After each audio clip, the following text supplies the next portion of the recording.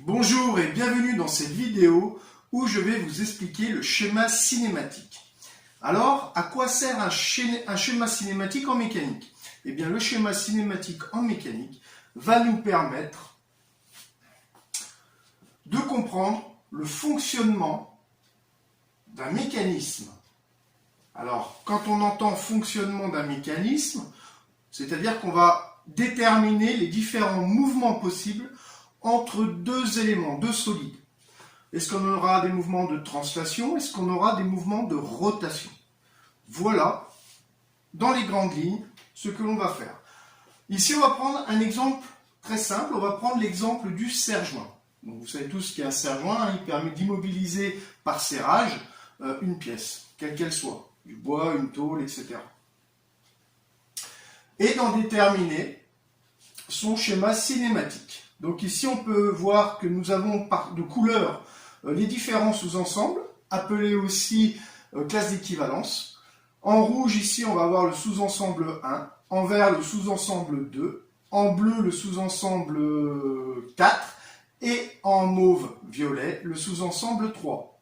Donc ici, on a 4 classes d'équivalence. Mais il faudra pour cela aussi étudier les liaisons. Donc il y aura une vidéo, je vous donnerai le lien pour cette vidéo sur les liaisons mécaniques. Il en existe 11 au total.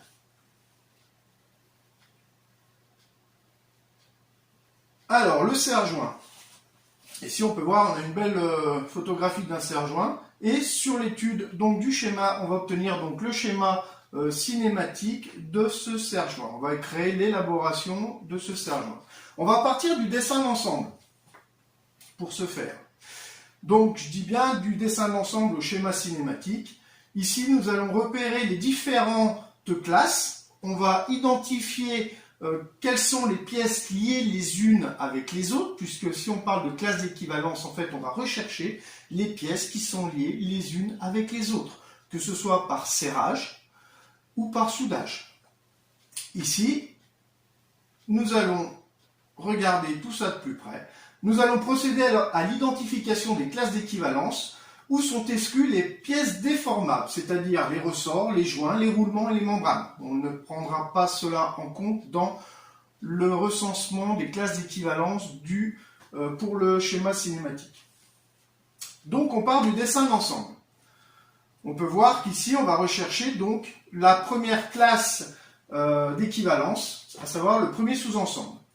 Donc par exemple ici on peut très bien voir que nous avons la pièce numéro 1 hein, qui est une goupille d'arrêt, la pièce 2, la pièce 4 et la goupille 5 qui lie donc la pièce 4 à la pièce 2. Et on peut en fait en déterminer une première classe d'équivalence. Cette première classe d'équivalence, on va pouvoir donc la repérer de couleur rouge qui comprendra la pièce 1, la pièce 2, la pièce 4 et la pièce 5. Voici pour la première classe d'équivalence. On va identifier la seconde classe d'équivalence sur cet exemple. Ici, la seconde classe d'équivalence, on peut voir qu'en coupe, nous avons la pièce numéro 3.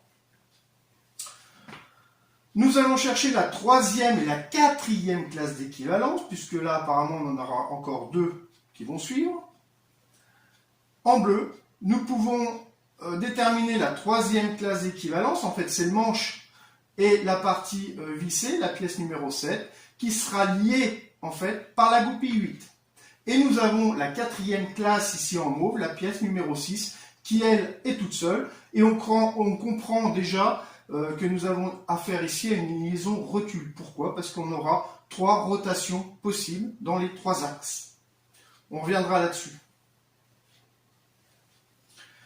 On va pouvoir à partir de là, c'est-à-dire qu'au moment où on a déterminé, on a identifié ces classes d'équivalence ou ces différents sous-ensembles, on va pouvoir en déterminer le graphe des liaisons. C'est-à-dire que chaque couleur, ici 4, nous allons créer des bulles et des liaisons entre ces chaque couleurs et en déterminer ces liaisons. Voici les 4 classes d'équivalence coloriées sur le dessin d'ensemble.